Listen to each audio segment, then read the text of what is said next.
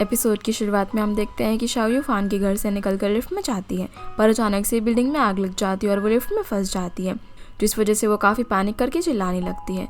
फान भी अपने घर से निकलकर नीचे जाने लगता है, पर उसे शाओ के बारे में याद आता है और वो उसे कॉल करता है। लिफ्ट में शाओ भी युआन को फ़ोन करने लगती है और दोनों के फ़ोन बिजी आ रहे थे।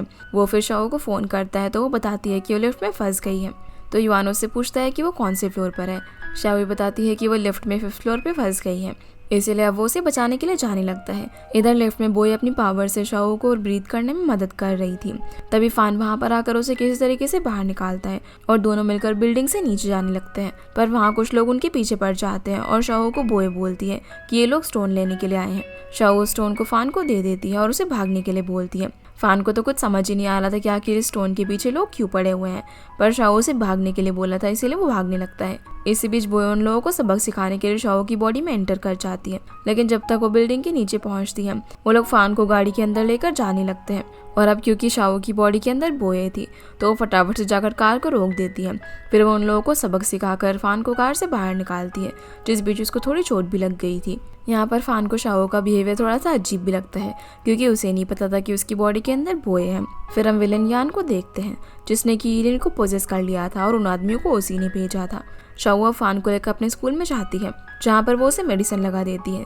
उसी वक्त वहाँ पर एन उससे मिलने के लिए आती है, पर ली उसे अंदर नहीं जाने देता, क्योंकि उसने शाओ को जॉब से निकाल दिया था। अब वो किसी तरह से अंदर आकर फान को यहाँ से ले जाने की कोशिश करती है, पर वो बोलते हैं कि उसे यहीं पर सेफ लगता है और शाओ ने उसकी जान बचाई है तो मैं यहाँ से नहीं जाऊँगा। जो सुनकर एन उससे पूछती है कि क्या तुम शाओ को पसंद करने लगे हो।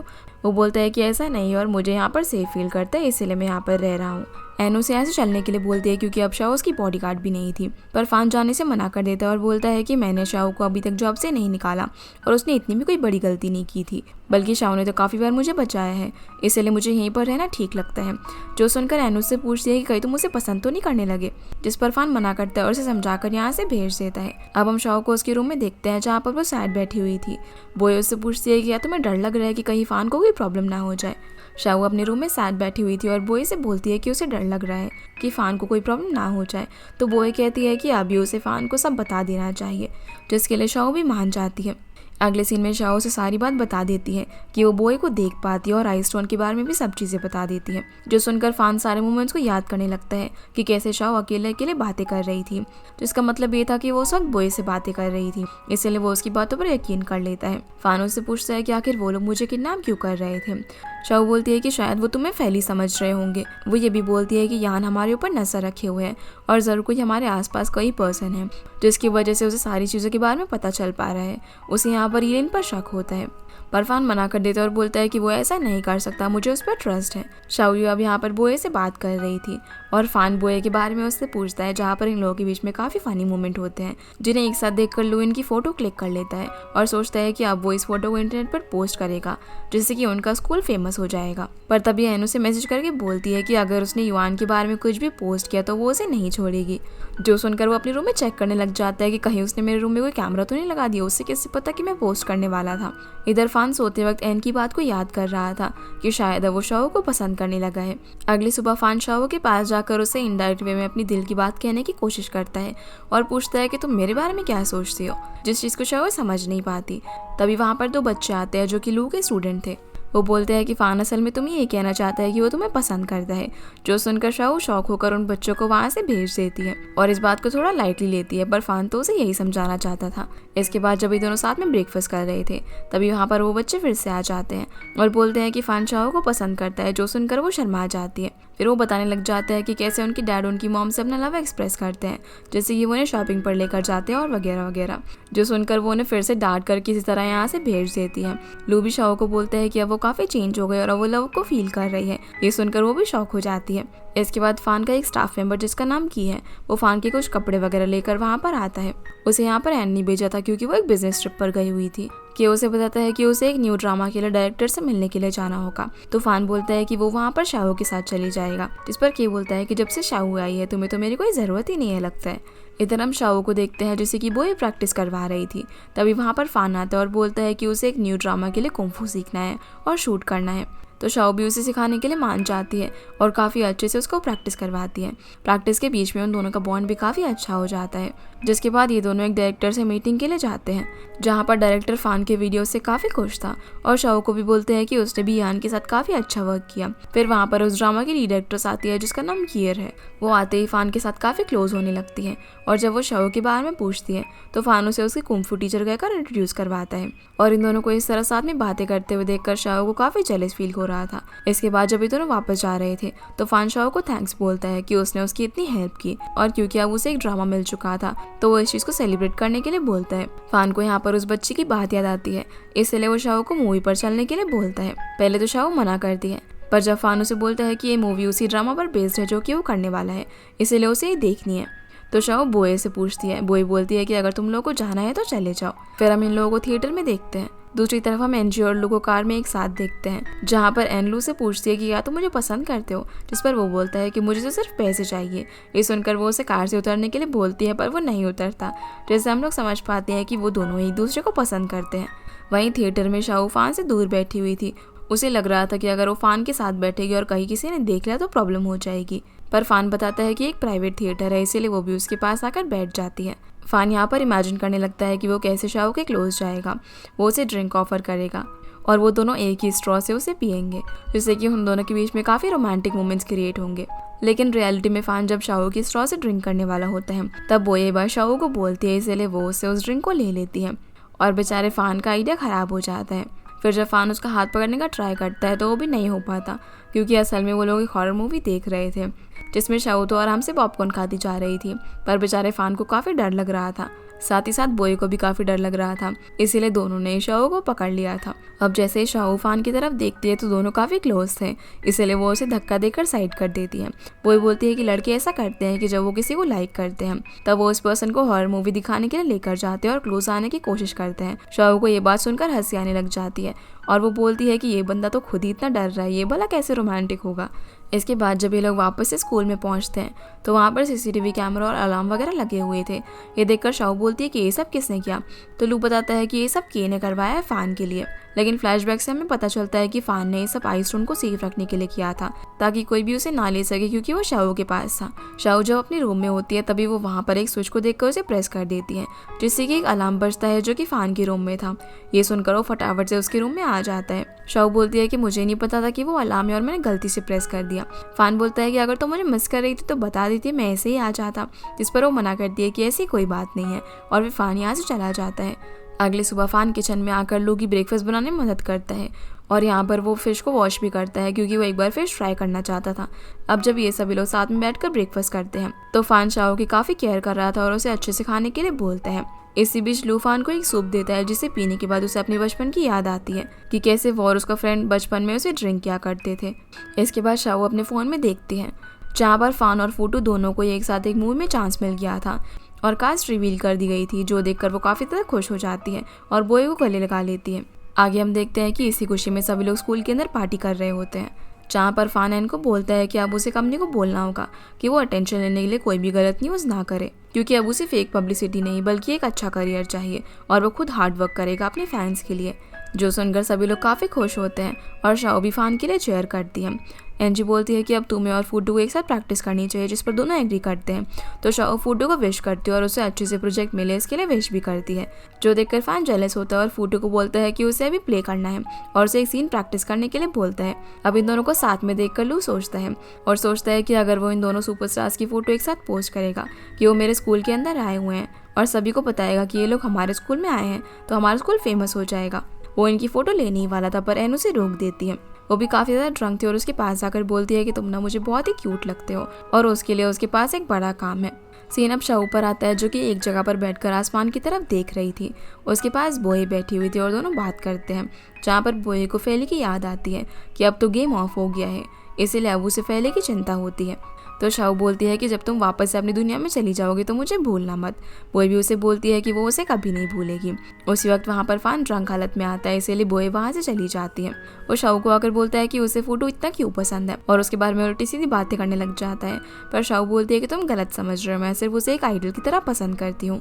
फान अब शाओ को यहाँ पर वो बैंड पहनाता है जो कि उसने उसके लिए खरीदा था और उसे अपनी फीलिंग्स कन्फेस करने ही वाला था, पर तभी वहाँ पर लू आता है जो शाओ को बताता है कि उन्हें अब बहुत ज़्यादा पैसे मिलने वाले हैं और उन्हें अब फान की मूवी की पूरी कास्ट को कुंफू सिखाना होगा। जो सुनकर वो दोनों काफ़ी खुश होकर यहाँ से चले जाते हैं और फान वहीं पर बैठा हुआ था। इसके बाद जब शाओ घर के बाहर गार्बेज फेंकने के लिए आती है तब एक फोटोग्राफर उसके घर में जाकर फोटोज ले रहा था। शाओ उसे पकड़ लेती है और उसके कैमरा में फूटू के कुछ फोटोज देखती है जिसमें कुछ फोटोज में फूटू की बॉडी में कुछ कट्स लगे हुए थे। ये देखकर वो काफ़ी हैरान हो जाती है और इन फोटोज़ को डिलीट करके उस आदमी को वहाँ से भगा देती है। फिर जब बोए और शाओ बात कर रहे थे तो उन्हें अब फोटू पर शक होता है कि उसे शायद यान ने पोजेस किया हुआ है और वो उसकी हेल्प कर रहा है। शाओ बोलती है कि उसकी बॉडी में कट है। बोए उसे बताती है कि अगर उसे यान ने पोजेस किया है तो उसके हाथ पर ज़रूर एक निशान होगा। शाओ बोलती है कि इसका पता लगाने के लिए उसे फोटू के क्लोज जाना होगा, पर वो इस बात के बारे में फान को नहीं बताएगी क्योंकि वो उसका क्लोज फ्रेंड है और यहाँ पर बात गड़बड़ हो सकती है। अगली सुबह मूवी का क्रू उनके स्कूल में प्रैक्टिस करने के लिए आ जाता है जहाँ पर डॉक्टर वांग भी थे। सभी लोग प्रैक्टिस करने के लिए रेडी थे जहाँ पर कियर आकर फान के साथ प्रैक्टिस करना चाहती थी और फान शाओ के साथ, लेकिन शाओ फूटू के साथ अपना पेयर बनाती है क्योंकि उसे उसके हाथ पर निशान देखना था, जिससे कि फान काफ़ी जेलस हो जाता है और वो लू के साथ प्रैक्टिस करने लगता है। प्रैक्टिस करते वक्त शाओ फूटू को ड्रेस चेंज करने के लिए बोलती है क्योंकि उसे लग रहा था कि जब वो चेंज करने जाएगा तो वो उसके हाथ पर निशान देख लेगी, पर वो ऐसा नहीं कर पाती। और क्योंकि उन दोनों को साथ में देखकर फान जेलस हो रहा था तो वो उसके पास आकर उसे प्रैक्टिस करवाने के लिए बोलता है जहाँ वो बार बार ना सीखने का नाटक कर रहा था। इसलिए शाओ उसके क्लोज आकर सिखाने लग जाती है और इन दोनों को साथ देखकर कियर को काफ़ी जेलसी हो रही थी, जिस वजह से उसके पैर में लग जाती है। जो देखकर डॉक्टर वांग उसके पास आता है और उसे गुस्सा करने से मना करते हैं, पर वो शाओ और फान को एक साथ देखकर वहाँ से चली जाती है। इसके बाद हम देखते हैं कि इन लोगों की प्रैक्टिस काफ़ी अच्छे से कंप्लीट हो गई थी और क्योंकि कियर और फान मेन लीड थे तो उन लोगों की फ़ोटो साथ में लिए जा रहे थे।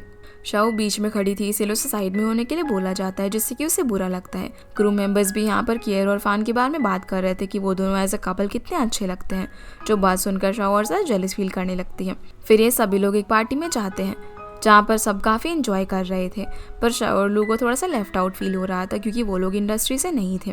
किर यहाँ पर बार बार फान के क्लोज आने की कोशिश करने लगती है, जिससे कि फान को काफ़ी इरिटेटेड फील हो रहा था। इसलिए डॉक्टर वांग वहाँ पर आकर कियर को ले जाते हैं। इसी बीच फूटू शाओ के पास जाते हैं और दोनों बात करने लगते हैं, जिन्हें एक साथ देखकर फान फिर से जेलस हो रहा था और वो वांग के साथ कियर को भेज देता है। फिर वो आकर फूटू और शाओ के पास बैठ जाता है। यहाँ पर ये लोग एक गेम खेल रहे थे जिसमें हारने पर फान को बार बार ड्रिंक करनी पड़ती है, जिससे वो काफ़ी ड्रंक हो जाता है। इसलिए अब शाओ किस तरीके से उसे उसके रूम में ले जाती है जहाँ पर वो उसे देखे जा रही थी क्योंकि वो उसे काफ़ी हैंडसम लग रहा था। लेकिन उसी वक्त फान उठ जाता है और उसे बोलता है कि वो ना उसे काफ़ी क्यूट लग रही है, क्या वो उसे किस कर सकता है। जो सुनकर शाओ फटाफट से वहाँ से चली जाती है। इधर लू एन को उसके रूम में छोड़ने के लिए जा रहा होता है जहाँ पर वो उससे पूछती है कि क्या वो उसे पसंद करता है, लेकिन वो उसे मना करने लगता है तो एन उसके चीक्स पर किस कर देती है। अब इससे पहले कि वो कुछ बोल पाता वो उसके कपड़ों पर वॉमिटिंग भी कर देती है, इसलिए वो उसे गोद में उठाकर उसके रूम में ले जाने लगता है। अगले दिन जब ये सभी लोग सेट पर जा रहे होते हैं तो शाओ कार के अंदर फान को इग्नोर करते हुए पीछे जाकर बैठ जाती है और कुछ भी नहीं बोलती। तभी के वहाँ पर आकर फान के पास बैठ जाता है और उससे पूछता है कि कल जो कुछ भी हो गया तुम्हें उसके बारे में कुछ याद है, क्योंकि कल तुमने बहुत ज़्यादा ड्रिंक कर ली थी। वैसे तो फान को सब कुछ याद था, पर फिर भी वो मना कर देता है क्योंकि उसे लग रहा था कि इसे शाओ एम्बैरेस फील करेगी। जो बात सुनकर शाओ मन ही मन सोचने लगती है कि वो ये सही कहती है कि सभी लड़के ड्रिंक करने के बाद एक जैसे हो जाते हैं। अच्छा हुआ कि मैंने कल उसे किस करने के लिए हाँ नहीं बोला, वरना उसे तो कुछ याद ही नहीं रहता। फिर हमें सेट का सीन दिखाया जाता है जहाँ पर सभी लोग कॉस्ट्यूम पहनकर शूट करवा रहे थे। इसी बीच जब फूटू चेंजिंग रूम में जाता है तो उसके पीछे पीछे शाओ भी जाने लगती है क्योंकि वो उसकी बॉडी पर निशान देखना चाहती थी। पर तभी वहाँ पर फान आ जाता है, पर फान उसे ऐसा करते हुए देख लेता है और पूछता है कि आखिर वो फूटू को बिना कपड़ों के क्यों देखना चाहती है, लेकिन वो उसे कोई भी जवाब दिए बिना वहाँ से चली जाती है। और फिर उनका फोटोशूट शुरू होता है जहाँ पर फान और कियर का एक साथ शूट चल रहा था, जिन्हें देखकर सभी लोग उनके बारे में बातें करने लग जाते हैं कि ये दोनों तो एकदम परफेक्ट कपल लग रहे हैं। जो सब कुछ शाओ को सुनकर अच्छा नहीं लगता। अब जब फान शाओ को पानी ऑफर करता है तो वो पानी कियर लेकर पी लेती है, जिससे उसे और ज़्यादा बुरा लगने लगता है। बाकी क्रू मेंबर यहाँ पर शाओ के बारे में भी बात कर रहे थे कि वो पता नहीं क्यों फान से इतनी ज़्यादा चिपकती है, जिस वजह से उसे और ज़्यादा बुरा लगता है और वो उसका दिया हुआ बैंड निकाल देती है। होटल जाते वक्त जब फान ये चीज़ नोटिस करता है तो शाओ झूठ बोल देती है कि आज उसकी ड्रेस के साथ उसका बैंड मैच नहीं कर रहा था, इसीलिए उसने उसे निकाल दिया। जो सुनकर फान को भी अच्छा नहीं लगता। होटल पहुंचकर जब ये लोग लिफ्ट में जाते हैं तो वहाँ पर फूटू भी था। फान यहाँ पर शाओ के क्लोज आने लगता है, पर शाओ से दूर जाने लगती है और ये सब फूटू भी नोटिस कर रहा था। लिफ्ट ओपन होते ही फूटू बोलता है कि उसका फ़ोन ना नीचे रह गया, इसलिए वो जाने लगता है। तो शाओ भी बहाना करती है कि उसका फ़ोन रह गया और वो जाने लगती है। जो सुनकर फान उसके फ़ोन पर कॉल करता है, वो तो उसके पास ही था, तो बोलती है कि वो कुछ और भूल गई है, फटाफट से लिफ्ट के अंदर चली जाती है। जिसका ऐसा बिहेवियर देखकर फूटू उसे समझाता है कि तुम दोनों के बीच में जो भी मिसअंडरस्टैंडिंग हुई है तुम्हें उसे बात करके सॉल्व कर लेना चाहिए, और अगर वो प्यार से ना माने तो तुम उसे पीट भी सकती हो, जिसका ख्याल मैं रख लूंगा। ये बोलकर वो यहाँ से चला जाता है। वो भी यहाँ पर शाओ को समझाती है कि तुम्हें अपनी फीलिंग्स को इस तरीके से इग्नोर नहीं करना चाहिए और फान से जाकर बात करना चाहिए, जिस वजह से वो काफ़ी परेशान हो जाती है। अब जैसे ही लिफ्ट खुलती है तो फान उसके सामने खड़ा हुआ था। वो उसका हाथ पकड़कर उसे यहाँ से ले जाने लगता है और बोए को उन्हें कुछ देर अकेला छोड़ने के लिए कहता है। फान उसे सीधा अपने रूम में लेकर जाता है और उससे पूछता है कि वो उसे इग्नोर क्यों कर रही थी, क्या वो फूटू को पसंद करती है। साथ ही वो यहाँ पर उसे कल रात के लिए सॉरी भी बोलता है। तो शाओ भी उससे गुस्सा होकर सारी चीज़ें बोलने लग जाती है कि कैसे वो और कीर एक साथ इतने क्लोज होकर फोटो खिंचवा रहे थे और सभी लोग उन्हीं के बारे में बात कर रहे थे कि वो तो बेस्ट कपल है। जो सुनकर यान हंसने लग जाता है और बोलता है कि अच्छा तो तुम जेलस हो रही थी, और फान को भी पता चल जाता है कि वो भी उसे पसंद करती है। लेकिन शाओ अभी भी गुस्से में थी। वो बोलती है कि वो फान से बहुत ज़्यादा अलग है और वो सिर्फ उसकी बॉडीगार्ड है। ये बोलकर वो यहाँ से जाने लगती है तो फान उसे रोक लेता है और उसे किस कर देता है। वो उसे बोलता है कि जो कुछ भी होगा उसकी रिस्पॉन्सिबिलिटी लेने के लिए वो तैयार है, और फिर उसे दोबारा से किस करता है। पर तभी वहाँ पर फूटू और वांग आ जाते हैं, जो कि इन दोनों को ऐसे देख लेते हैं, जिससे कि शाओ यहाँ से चली जाती है। फूटू बोलता है कि हम तो तुम्हें डिनर के लिए यहाँ पर बुलाने के लिए आए थे। तो फान बोलता है कि अरे तुम मुझे कॉल भी तो कर सकते थे ना। अब ये लोग डिनर का वेट कर रहे होते हैं, जहाँ पर फूटू और वांग उससे पूछ रहे होते हैं कि आखिर ये सब क्या चल रहा था। तभी वहाँ पर कियर आती है, जो कि वांग को हटाकर फान के साथ में बैठती है। अब जैसे ही वहाँ पर शाओ आती है तो फान फूटू को हटाकर उसे अपने पास बैठाता है और बोलता है कि वो मेरी फैमिली जैसी है, जो सुनकर केयर को बिल्कुल भी अच्छा नहीं लगता। फिर ये लोग यहाँ पर उनके किसिंग मोमेंट के बारे में बात कर रहे थे, जो सब सुनकर शाओ काफ़ी ब्लश कर रही थी, पर ये सब केयर को बिल्कुल भी अच्छा नहीं लगता। डिनर करते वक्त केयर फान के क्लोज आने की कोशिश करती है, पर वो उसे इग्नोर करता है, जो चीज़ वो भी समझ जाती है। इसलिए वो बाहर जाकर बैठती है। तो वान उसके पास आकर उसे बोलता है कि उसे फान को छोड़ देना चाहिए, क्योंकि वो उसे पसंद नहीं करता। वो भी अच्छी और बहुत ही बड़ी एक्ट्रेस बनेगी, जो बात वो समझ जाती है और यहाँ इन दोनों के बीच काफ़ी अच्छी बॉन्डिंग होती है। इसके बाद हम ईलिन को देखते हैं, जो कि यान के साथ था। वो लोग फान को लेकर कुछ बड़ा प्लान कर रहे थे, इसीलिए अब ईलिन फान के साथ एक बहुत ही बड़ा कॉन्ट्रैक्ट साइन करता है। सीना फान, फूटू और फांग पर आता है, जो कि साथ में बैठकर ड्रिंक कर रहे थे। शाओ के बारे में पूछने पर वो उन्हें बताता है कि उसने उसे बिना लव कन्फेस किए उसे किस कर दिया। जो सुनकर वांग बोलता है कि ये तो बिल्कुल भी अच्छी बात नहीं है, और फूटू उसे एक बढ़िया सा लव कन्फेशन करने के लिए बोलता है, जिस चीज़ पर फान भी एग्री करता है। इसीलिए अब अगले दिन जब शाओ बाहर जाती है तो ये तीनों मिलकर अच्छी तरीके से डेकोरेशन वगैरह कर रहे थे, और फान शाओ को अपना लव कन्फेशन करने की प्रैक्टिस करने लगता है। जिसके बाद ये सभी लोग शाओ के आने का वेट कर ही रहे थे, पर तभी वहाँ पर कुछ लोग आकर उन सभी को बेहोश करके फान को यहाँ से उठाकर ले जाते हैं। फिर जैसे ही शाओ घर आती है, वो बोए को बोलती है कि अभी तक तो उसे फूटू की बॉडी में कोई भी कट्स नहीं मिले हैं। उसी वक्त उन्हें लू के चिल्लाने की आवाज़ आती है, और जब शाओ वहाँ पर जाकर देखती है तो सभी लोग बेहोश पड़े हुए थे। उसे यहाँ पर कुछ भी नहीं समझ आता कि यहाँ पर हो क्या रहा था, और वो उनसे फान के बारे में पूछती है। फूटू उसे यहाँ पर एक लेटर देता है और बताता है कि ये फान तुम्हें देना चाहता था। उसी वक्त शाओ के फ़ोन पर एक लोकेशन आती है और उसे पता चलता है कि फान वहाँ पर है, इसलिए वो वहाँ पर जाने के लिए निकल जाती है। रास्ते में वो फान के दिए हुए लेटर को पढ़ती है, जिसमें फान उसे अपनी सारी फीलिंग्स लिखी हुई थी। वो सब पढ़ के शाओ रोने लग जाती है। दूसरी तरफ हम फान को देखते हैं, जो कि बंधा हुआ था और उसके सामने येलिन था। वो उसे बताता है कि वही उसका चाइल्डहुड फ्रेंड चैंग है, जो सुनकर फान एकदम हैरान हो जाता है। येलिन उसे बताता है कि उसने उसके साथ बहुत ही बुरा किया, पर फान को कुछ भी समझ नहीं आता। वो बोलता है कि यान ने उसे कहा कि बचपन में फान के डैड ने झूठ बोल के चैंग की मॉम को जेल भेजा था, पर फान उसे समझाने की कोशिश करता है कि उसके माइंड को यान ने कंट्रोल किया हुआ है। वो अब यहाँ पर उसे उसके बचपन की मेमोरी याद दिलवाने की कोशिश करता है, जो सारी बातें सुनकर येलिन को कुछ होने लग जाता है। तब तक वहाँ पर शाओ और बोए भी आ जाते हैं, पर जब वो अंदर आने लगता है तब तक शाओ भी वहाँ पर आ जाती है। बोए से बोलती है कि यान ज़रूर यहीं पर होगा, मुझे महसूस हो रहा है, और वो यहाँ पर उसकी बॉडी में एंटर भी नहीं कर पा रही थी। इसीलिए दोनों ऐसे ही अंदर जाते हैं, जहाँ पर वो आइस स्टोन की मदद से यान को ढूंढने लगते हैं। शाओ को येलिन मिलता है, जिसे की चोट आई हुई थी। वो जैसे ही उसके पास जाती है तब वो उसे फान को बचाने के लिए बोलता है, इसलिए वो फटाफट से फान के पास जाकर उसकी रस्सियों को खोल देती है। लेकिन तभी उनके सामने यान आता है, जो कि सबको अपनी पावर से बांध देता है। फिर वो शाओ से आइस स्टोन छीन कर उसे अनलॉक करता है और अपनी दुनिया के अंदर वापस चला जाता है। ये देखकर बोए उसको रोकने के लिए उसके पीछे पीछे जाती है, तो शाओ भी उस होल के अंदर कूद जाती है। जो सब कुछ देखकर फान को कुछ भी समझ नहीं आता, पर क्योंकि शाओ उसके हॉल के अंदर गई थी इसलिए वो उसे भी वहाँ पर जाना पड़ता है। अब ये लोग गेम लैंड के अंदर पहुंच जाते हैं जहाँ यान अपनी मॉम के पास था जो कि मर चुकी थी, पर वो आइस स्टोन की मदद से उन्हें जिंदा करना चाहता था। फेली भी यहाँ पर मौजूद था जो कि ये सब कुछ देख रहा था, पर उसकी हालत बहुत ज़्यादा ख़राब थी। बोय उसके पास आकर उसे वहीं पर रहने के लिए बोलती है और खुद यान को रोकने के लिए उससे फाइट करने लगती है, लेकिन यान काफ़ी ताकतवर था और बोय पर भारी पड़ रहा था, इसलिए शाओ अब उसके साथ मिलकर उसके साथ फाइट करने लगती है। और क्योंकि ये गेम वर्ल्ड था तो शाओ के पास भी पावर आ गई थी। इसी बीच फान फेली के पास जाता है और बोलता है कि तुम इस गेम के हीरो हो, तुम फाइट क्यों नहीं कर रहे। फेली बोलता है कि अगर मैं फाइट करने की हालत में होता तो ज़रूर करता। यहाँ पर इन दोनों लड़कियों पर यान काफ़ी भारी पड़ रहा था और इधर ये दोनों लड़ाई करने लग जाते हैं जहाँ पर दोनों एक दूसरे को फाइट करने के लिए बोल रहे थे। फान बोलता है कि मुझे फाइट करना नहीं आता, इसीलिए फेली उसकी बॉडी में आ जाता है। फिर वो यान के साथ फाइट करने लगता है जहाँ एक बड़ी ज़बरदस्त फाइट के बाद यान हार जाता है और वापस से चैंग बन जाता है। शाओ भी यहाँ पर फान को इस तरीके से फाइट करता हुआ देखकर काफ़ी खुश होती है। तभी बोयो से बताती है कि उसकी बॉडी में फेली है। यान नॉर्मल होकर उन सभी लोगों से माफ़ी मांगता है। असल में ये सब उसने अपनी माँ को बचाने के लिए किया था, पर बोयो से समझाती है कि जो एक बार चला जाता है वो कभी भी वापस नहीं आता और आइस स्टोन लोगों को बचाने के लिए नहीं, सिर्फ उसे अपने वश में करने के लिए काम आते हैं। फेली अब फान की बॉडी से बाहर आता है तो बोयो से देखकर काफ़ी खुश होती है और हक कर लेती है। फान भी यहाँ पर शाओ को देखकर हक कर लेता है और क्योंकि अब उन दोनों के अपने वर्ल्ड में जाने का टाइम आ गया था तो शाओ बोयो को हक करके इमोशनल हो जाती है। फिर ये दोनों वापस से अपनी दुनिया के अंदर आ जाते हैं। इसके बाद हम लोग को देखते हैं जो कि एन को मनाने का ट्राई कर रहा था। वो बोलता है कि तुम मुझे इग्नोर क्यों कर रही हो। वो उसे बताता है कि मैं तुम्हें पसंद करने लगा हूँ और याद दिलाता है कि हमने किस किया था, पर अंजू को कुछ भी याद नहीं था क्योंकि उस वक्त वो ड्रंक थी, इसीलिए वो नहीं मानती और यहाँ से जाने लगती है। सीन अब शाओ ऊपर आता है जो कि हॉस्पिटल में थी। उसके पास युवान था जहाँ पर दोनों काफ़ी खुश थे और एक दूसरे को किस करते हैं। तभी वहाँ पर वुटू आ जाता है और उनकी वीडियो बना लेता है। अब जैसे वो बाहर जाता है तो दिखता है कि सभी लोग शाओ और फान से मिलने के लिए आ रहे थे, पर वो उन्हें अंदर जाने से मना करता है और बोलता है कि अभी वो लोग आराम कर रहे हैं ताकि वो लोग उनका रोमांस खराब ना करें। फिर हम चैंग यानी कि येलिन को देखते हैं। आगे हम देखते हैं कि फान चैंग से मिलने के लिए जाता है जहाँ पर चैंग उसने जो कुछ भी किया इस सब के लिए माफ़ी मांगता है, पर फान बोलता है कि इसमें तुम्हारी कोई भी गलती नहीं थी, तुम्हें यान ने पोजेस कर लिया था। चैंग को भी याद आता है कि उसकी मॉम की डेथ में फान की डैड की कोई भी गलती नहीं थी, इसीलिए अब ये दोनों वापस से अच्छे दोस्त बन जाते हैं। इसके बाद हम देखते हैं कि गेम लैंड में जब बोय और फेली मार्केट में होते हैं तभी शाओ वहाँ पर आती है जिससे बोय मिलकर काफ़ी ज़्यादा खुश हो जाती है।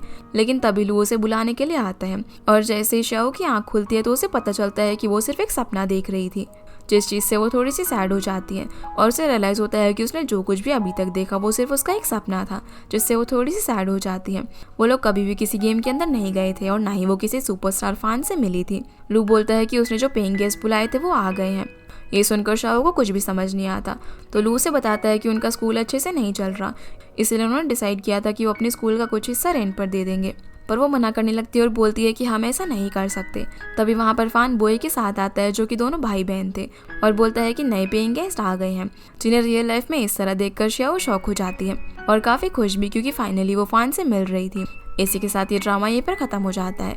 तो गाइस ये थी आज की वीडियो एंड आई होप आप लोग को ये वीडियो पसंद आई होगी, तो इस वीडियो को लाइक कर चैनल को सब्सक्राइब जरूर कीजिएगा।